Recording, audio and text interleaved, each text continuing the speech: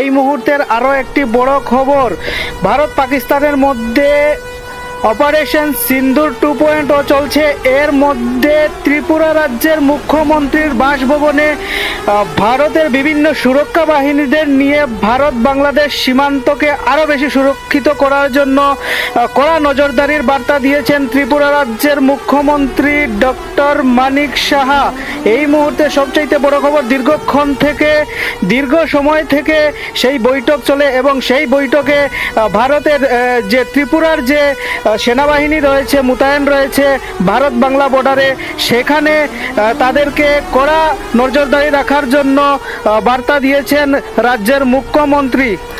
আপনারা দেখতে পাচ্ছেন স্ক্রিনের মধ্যে যে ভিডিও চলছে, সেই ভিডিওতে সেনাবাহিনীর বিভিন্ন দায়িত্বে যারা আধিকারিক রয়েছেন তারা একে একে মুখ্যমন্ত্রীর বাসভবনে যাচ্ছেন এবং সেখানে দীর্ঘক্ষণ থেকে বৈঠক চলছে। বৈঠকের পর ওনারা কড়া নজরদারির জন্য নির্দেশনা জারি করা হয়েছে ভারত বাংলাদেশ বর্ডারে।